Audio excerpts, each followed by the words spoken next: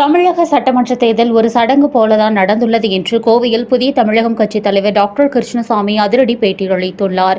தமிழக சட்டமன்ற தேர்தல் முடிவடைந்துள்ள நிலையில் தேர்தல் நடைபெறும் விதம் குறித்து புதிய தமிழகம் கட்சியின் தலைவர் டாக்டர் கிருஷ்ணசாமி கோவை குனிகமுத்தூரில் உள்ள தனது இல்லத்தில் செய்தியாளர்களை சந்தித்தார். அப்போது இந்த தேர்தலில் புதிய தமிழகம் கட்சி 61 தொகுதிகளில் போட்டியிட்டது. எங்களுக்கு வாக்களித்த மக்களுக்கு நன்றிகளை தெரிவித்துக் கொள்கிறேன்.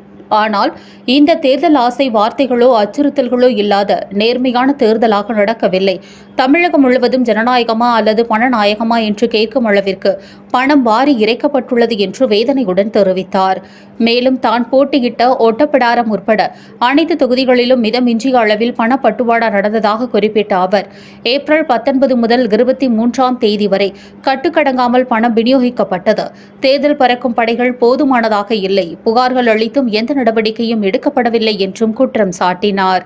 இல்லை, அதாவது மொத்தமாக நாங்கள் அங்கிருந்து அப்சர்வ் பண்ண பாருங்க, கோவை மாவட்டத்திலேயே பெரிய கணத்துக்கடவு தொகுதியில் கோவை தெற்கு, கோவை வடக்கு, இதில் எல்லாமே கம்ப்ளீட்டாக ஃபுல்லாக கோவை மாவட்டத்தை மையமாக வச்சு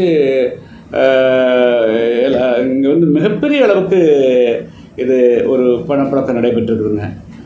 அங்கே தான் தேர்தல் ஆணையத்தினுடைய டோட்டல் ஃபெயிலூர். தேர்தல் ஆணையம் அதில் என்ன பிரச்சனைனா, நேற்று வரலும் தாசில்தாராக இருக்கிறாரு, நேற்று வரலும் ஆர்டிஓவாக இருக்கிறாங்க. இன்றைக்கி திடீர்னு அவர் தேர்தல் அலுவலராக மாறிடுறாங்க. அப்போது அவங்க இன்னும் அரசனுடைய அதிகாரிகள், அந்த ஸ்டேட்டினுடைய அதிகாரிகளாகவே கண்டினியூ பண்ணுறாங்க. ஸோ அதெல்லாம் அந்த குறைபாடுகள் இல்லாமல் தேர்தல் ஆணையம் சொன்னாலே, தேர்தலில் நடத்தக்கூடிய அதிகாரிகள் என்று சொன்னாலே அவர்கள் மத்திய அரசனுடைய அதிகாரிகளாகவோ மாநில அரசனுடைய அதிகாரிகளாக இல்லாமல் முழு நேர தேர்தல் ஆணையத்தினுடைய அதிகாரிகளாக கீழிருந்து மேலே வரலும். இப்போ இந்த எஸ்ஐஆர்லேயும் கூட கடைசியில் யார்கிட்ட கொடுத்தாங்க, திருடங்கட்ட சாவி கொடுத்த மாதிரி 2 கட்சிக்கிட்ட கொண்டு போய் கொடுத்துட்டாங்க வாக்காளர் சேர்க்கையே. அது எந்த விதத்தில் சரியாக இருக்க முடியும்? அங்கே இருக்கிற பட்சின்னு கொடுக்குறாங்க. இப்போ அவங்க தான் வாக்காளர் சேர்க்கறது நீக்கிறது எல்லாமே அங்கேக்கு போயிருங்க. அதனால் தேர்தல் ஆணையம் வாக்காளர் சேர்ப்பிலிருந்து கடைசி வரலும் அதுக்கு முழு நேரமாக இந்த ஸ்டேட் எலெக்ஷன் கமிஷன், சென்ட்ரல் எலெக்ஷனுக்கு எல்லாம் கம்ப்ளீட்டாக எடுத்துருக்காங்க.